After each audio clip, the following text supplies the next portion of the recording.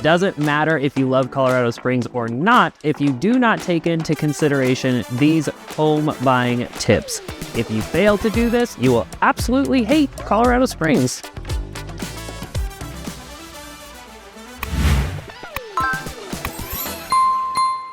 With that being said, let's jump right in.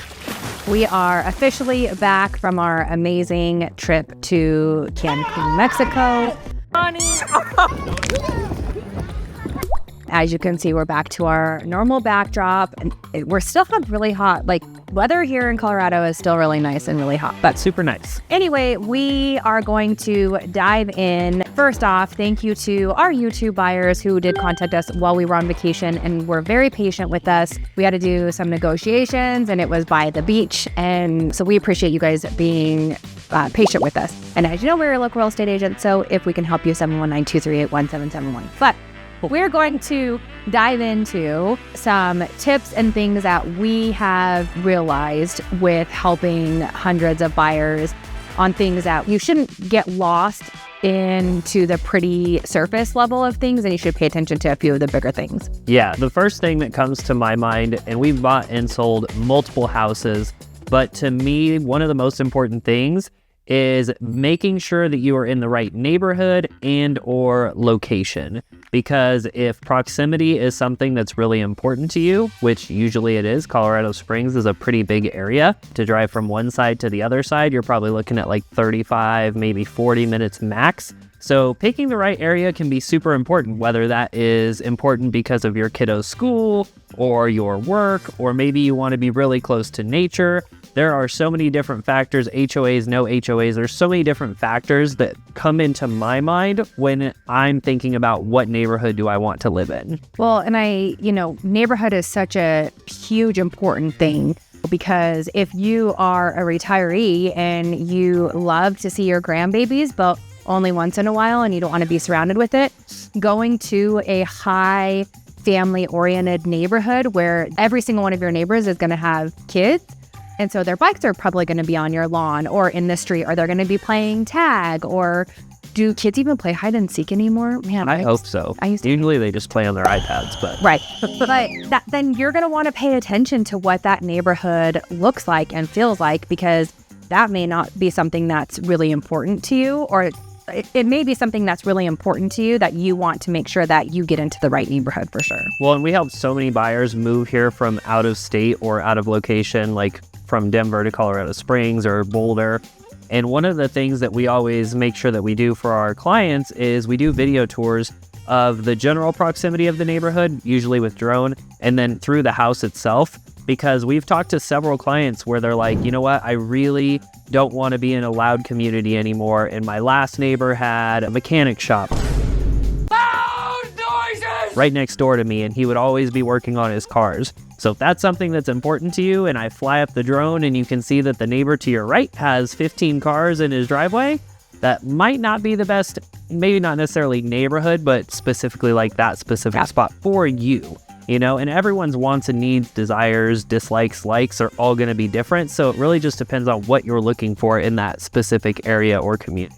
Well, and a big thing too that we do and that we recommend doing is that when you come to visit and we go on our house tours, it's not even really a house tour. It's more of just like a get to know Colorado Springs. Yeah. Because we like to take you around, and we'll go meet with you for brunch, get to know you a little bit better. I feel like a lot of the people that we meet, they know us, they know our personalities, because we're pretty true to how our videos are. But then we'll take you kind of around, and you'll be able to pay attention to things that you may not necessarily be able to see over a video or something. And, go back at night. So if we find some, like an area that you absolutely are like falling in love with because of whatever things are important to you, go back at night. See how that night scene looks like. See if it fits kind of what you're looking for. Now, granted, we can't pick our neighbors, right? That would be freaking amazing if we could go and do a survey and be like, okay, do you like this? Do you like that? Do you like to, we call it redneck. You can't redneck on your garage and barbecue and have cocktails and beers? Or do you but we can't do that. And so we can't, like, you can't purchase a house based off of, oh my gosh, I absolutely love this neighbor, because life happens and that neighbor is probably not going to be your neighbor forever. So, but there are a lot of things that are in our control that are also in your control, and we can kind of help you filter that out. We just did a video on HOAs, so I don't want to dive super deep into that, but that is a huge consideration. If you want rules and regulations and things to be kind of in a certain standard, HOA might be a good consideration. If you want the freedom and flexibility to kind of do a little bit more with your property and or your land, then maybe no HOA is a huge consideration for you. But again, we did a video on that, so if you're curious about that one, go back to that other video. But yeah, neighborhood selection from our personal experience and a lot of the buyers that we've helped is one of the most important things. We've shown buyers amazing houses that they absolutely love, but it's not in the right location. So they ultimately end up falling in love with something that seemingly on paper is not nearly as nice as the other one that they saw, but it's the character, it's the charm, it's the location, it's the proximity, all those things that are actually more important to them than the house itself. Yeah, and I would probably say that the number one thing that we get when it comes to neighborhoods is how far is it from your work? Because we get that a lot with our military. How long is it going to take me to get to Carson? How long is it going to take me to get to Schriever? And then the other one is families that are looking more specific for, what is a school district?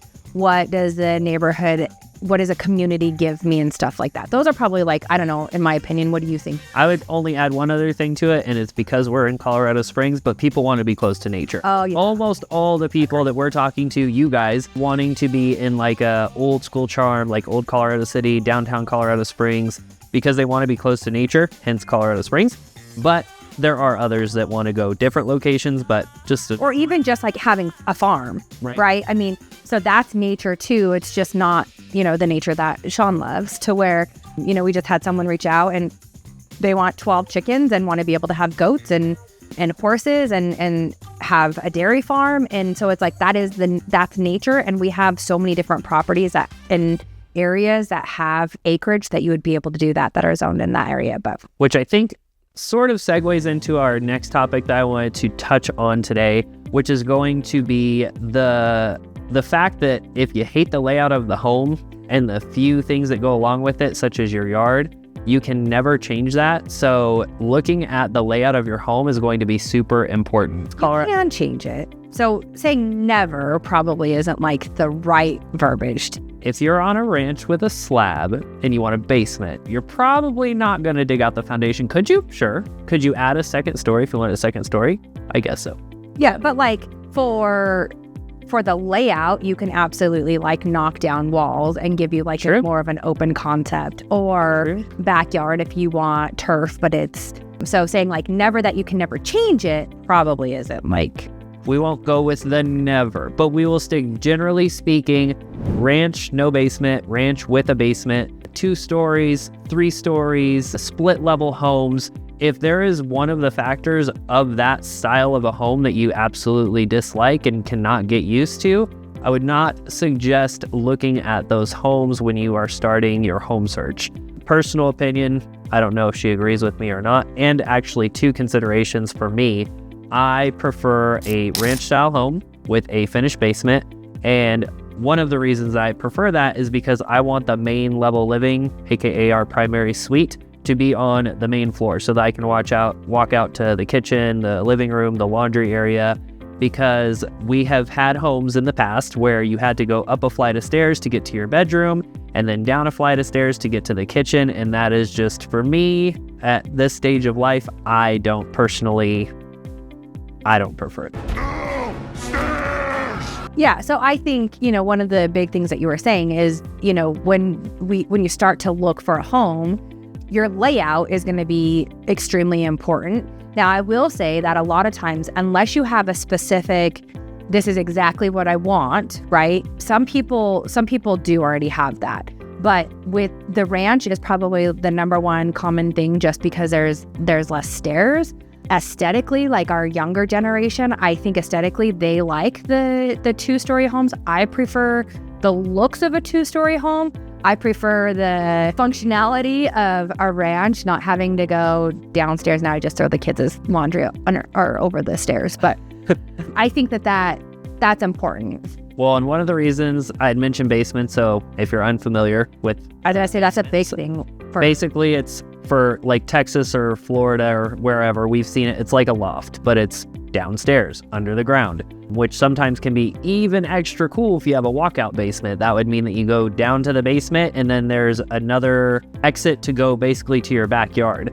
So that way, if you have however, you could use that a million different ways, whether it's for barbecues or for kids. The list goes on and on. But the reason that I like the basements, and guys might understand this, is because someone wants to overtake the entire housing design, and they usually stick to the main level. So if you're lucky like me, you get the basement to yourself. So you can have your pool table or your movie theater or your gym, or just an area where you can go and do whatever it is that you want to do and have no pictures on the wall. It may or may not be the same color that you moved into. Even though when we moved in, every room was done upstairs. You may need to paint over a previous project if it's a pre-existing home, like a mountain backdrop behind the TV, yet you've never gotten around to doing that. What other things? I think that pretty much covers it. So if you're a guy and you want a basement, or anyone who wants a basement, those are some considerations, and the walkout is definitely something to consider. It can add a semi-substantial amount of money to the overall cost of the home, but it is a amazing feature and something that if we were to buy again, I would look at getting, but it's not necessarily a deal breaker. Well, and I think too, there are some things that are kind of specific, well, not necessarily just for Colorado, but are very different that we're realizing that aren't the same as some of the other houses. And that is one of them, is a lot of people aren't familiar with basements. Our soils are wonky here, but it does allow us to be able to dig and put foundation and build on that, which is really, really nice. Walkouts are amazing. Another consideration when it comes to layouts is going to be yards. They continue to get smaller and smaller just because they're building as many homes as they can on as small a space as they can to make more money. But if you need a fenced-in backyard, whether you have kiddos or pets, or you just want an area to be able to go outside and have a little oasis, garden, barbecue, hot tub, turf area, whatever you want it for, make sure that is something that you are keeping in mind, because more and more and more, especially in the new builds, they are just getting so small, and sometimes you don't even have a yard. Fenced-in yards you can find in, I would say, in more of the mature neighborhoods, but in new build communities, fenced-in yards, front yards are... No, front yards aren't even really a thing. Yeah. You can find them in the established communities. Yeah, for sure. The older homes, but yeah, I'm trying to think of any communities with fenced-in fronts, and I can't think of a single one off the top of my head. I'm sure there's some out there. There are some more of like the townhome or the paired homes that have kind of like the fenced-in, but that's an important thing too, you guys, that some communities, their fencing, you're not allowed to have like a privacy fence. You're not allowed to have a 6-foot fence.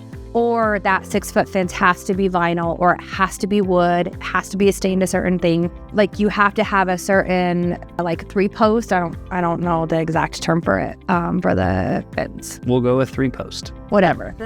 But so if you have like dogs and animals, or you have kids, right, and you don't want them to be going in and out of other people's yards. Talking about like the chicken wire? Yeah. So then you would have to put the chicken wire. Split rail fencing? Nothing. I was confused on 3-post as well. Split rail fencing. In my head, there's like 1, 2, 3 posts. Yeah. Maybe. I don't know, guys. But yes, that. What is it? Split rail fencing. But that is important to kind of pay attention to when you are looking at the layout in the backyard and the yard in general of kind of what that looks like. Right. And this kind of ties into community, neighborhood location, as well as layout or necessities of the home itself. But yeah, she's right. Sometimes you get those split rail fences. We actually, in our previous home, backed up to a trail with split rail fencing, and we had 2 dogs, and we lived by a high school. So the kids would walk the trails. Our dogs were fairly well behaved, but the 5 other neighbors with other dogs that would start barking, then ours would start barking too. Ours were not innocent, you guys. They're not innocent, but they weren't the problem. They are very much, they're not leaders. They are very much followers. And if they hear other dogs go crazy, then they just jump in and go crazy as well. But if that's a consideration of yours, or you just want privacy, be sure in the community that you're looking in that you are allowed to either change the fencing or that the style that you want is what you can actually do. Especially with new builds, you can get, we'll just say, screwed on your fencing. If you're expecting to be able to put up a 6-foot privacy fence, it might be a 6-foot fence, but it could be wrought iron and totally see-through. It could be split rail. So just something to consider when you're looking at layout of the home / community of those. So we've already talked a little bit about kind of new build communities, what that kind of looks like, and then more of an established neighborhood. But we do think it's important to kind of go a little bit more into detail about what mature versus new kind of looks like and the pros and cons of what that is. Yeah, especially in our location. I'm not sure how it's going to be for other states, but I know that a lot of people will avoid the new build route because they want established greenery in their communities. There's pros and cons. Trees, exactly. Like established yards and just that whole feel. Right. Bushes, all of the things, which there's pros and cons to both. I know that when you drive through a new build community, you see 100 little baby aspens that are 6 feet tall and possibly already dead because they weren't planted correctly.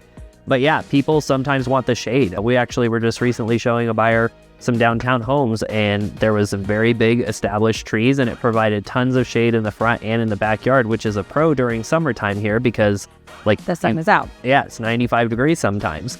During the fall season, when the leaves are falling off the trees, if you ask me, not so much of a pro. And these leaves, they just fall. They just fall wherever they want. But just something to consider. Another thing, when they change the colors, it's gorgeous. So you can sit out there with your cocktail or with your coffee, like what normal people do, and pay attention, or like it's very peaceful when the leaves do change. But anyway. My parents live in an established neighborhood, so for that 2 days of peace and tranquility and color changing that I want, we'll just go barbecue in their backyard, and then I'll watch all the leaves fall and say, "Bye, Dad. Have a great day." One of the things that I personally like, we're not in a new build home, but it is a newer community, is that we do have like rec centers and parks around. In the established communities, that's not something that you're typically going to be able to find. Parks, yes, but not like a community or a rec center, right? Usually speaking. Because that wasn't big then. Like in the 1960s, 1950s, like they didn't, important to them was not a rec center with fancy slides and swimming lessons and all that kind of stuff, right? And so the communities were just built very, very differently. Well, I know one of your big things that you absolutely hate about new builds is the cookie cutter layouts versus like... Yeah. If I could, like in my dream land, if I could have like 2.5 acres would be perfect, because then you're not butt up to your neighbor. And I can have an older looking outside of a home, but then everything inside be all modern. I would love it. Like one of our clients bought a house and it looks like a castle from the outside. Yeah. I loved it, you guys. Like it really did. I mean, he was a super big gamer. And so that was just something that really, really caught his attention and he loved. But when we would go in it, or like, just the exterior of it where you had like your brick, it did have a fence for it did have a fenced in front yard, older house. Had like a rotted gate entry. It was like an 8-foot entryway with like a big wrought iron gate with like posts. It was pretty castle vibe for sure. Which was awesome. But I mean, the interior was very dated, right? He loved it. But if I could pick anything, like I would have our community feel here in Meridian Ranch with a little bit of acreage, that not necessarily castle vibe, but that more mature vibe, and then inside all modern. Well, and I think what's important to her too is the fact that her neighbor doesn't have a castle. They have a slightly different looking house. Right. In the established communities here, that's what you get to find. You can go door to door to door to door for 10 houses, all different layouts. Yeah. Here, I can look across the street and see our same We could know exactly which builder it was, which layout what layout it is. what their probably granite looks like, what their cabinets look like without even knowing. And so good and bad. Right. Another thing with the newer communities that I want to forewarn you guys about, which was our first purchase together, we made the mistake of, is when you purchase in a new build community or in even if it's several years old, if you're purchasing in a new filing, the construction that can happen can sometimes be a nuisance. When we purchased our first new build, we thought it was everything that we wanted, but the construction that was happening all day, all night. Remember how many flat tires I got because of all She got, I don't even know how many flat tires. It was like, you guys, I think I had, what did I have, the Audi at that time? You had a red Audi A4. And so obviously really low to the ground, but I swear I was getting a new tire, had to get my tires filled probably like every other month. It was bad. A huge pain. Because of the construction. Right. It was just nails from the construction workers, dirt, trucks, and all the things. But yeah, just be prepared, in another way, it's a good thing, because if you buy early on in the filings, they continue to raise price. So if you're going to live there for a long time, your equity is going to go up. But these are all things that we can help you with when it comes to deciding new build, established communities. If you have questions on that, you can always reach us at 719-238-1771, weigh the pros and cons, what your lifestyle wants to look like, and then we can go from. Yeah, and I will say, you guys, this is not a part of like necessarily the topic that we're on, but when it comes to new build, we hear and see a lot of people that don't think that they need to be represented when going to look at a new build. 100% you do. The builder does not have your back. You guys, the builder's rep there, we love our builder's reps. We have amazing relationships with a lot of them, but they represent the builder. The builder is the one that's paying their paycheck, to where we work for you directly. So we go to bat for you. And I think that's one of the biggest misconceptions about real estate agents. And when it comes to new builds, is like, oh, I'm just buying a new build, so I don't need an agent. But you do. You need someone to stand next to you, to be your eyes and ears, to be your negotiator and help fight you through stuff, because it's not always rainbows and butterflies. Can't tell you how many people have had issues because they did not use an agent. Anyway, I digress. So one of our last topics is kind of talking about the growth that can happen when you buy in certain areas, and then kind of what your buying power really looks like, and kind of some pros and cons about how that process should even look. We get contacted normally first to kind of say, hey, I'm in the process of wanting to purchase a house. What do I do, right? That is our one of our biggest jobs, is to help you guys navigate what that process looks like. But what we also see is, hey, we haven't been pre-approved. We have no idea how much we can afford, but we want to go look at this, $800,000 house. And so it's easy to fall into a trap of like looking online in the good old Zillow. And if you're using Zillow, please just send us a DM and we'll link you up with our website, or just go on our website at everydaypropertiesandinvestments.com. But Zillow is the number one platform that people use. We get it. We understand it. We don't like it, but we also we know that that's what you guys do. But instead of like looking on that, getting excited about what you can get, contact us first. Let us connect you with one of our preferred lenders and figure out a ballpark of what your buying power would look like.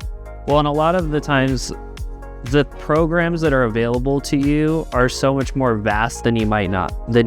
So like the stories of 20% down, the stories of how to use your VA loan, the benefits of an FHA, like there are so many options. And even if you think you might know what's best for you, talking to a professional, which probably isn't going to be us, we're going to get you connected with one of our lending partners because they know the ins and outs of all of it. Being able to understand what different programs are available to you and how to use that. For example, should you put $10,000 more down on the house, or keep that in your bank account because we're going to have somebody else pay for a certain part of the home buying process, right? Like there's so much more to it. So getting a full understanding and picture of that before you start looking at X, Y, and Z house is really important. Well, and lenders can do kind of like a soft pull on your credit too, or they can even look at your last credit report that you can get for free and give you a rough estimate of what that would be. Now, obviously, for you to have an actual pre-approval, they would have to like run your credit, get all of your bank statements and all that kind of stuff. But looking in your what your buying power would allow you to do is so important. And on the flip side of that, we're not the agents where if you're approved for $600,000, but your comfort level for your mortgage is going to be more of like that $450,000 price point, we're not going to sit there and try to talk you into a $600,000 house. Right. We are here to help you get into a home that you are comfortable with.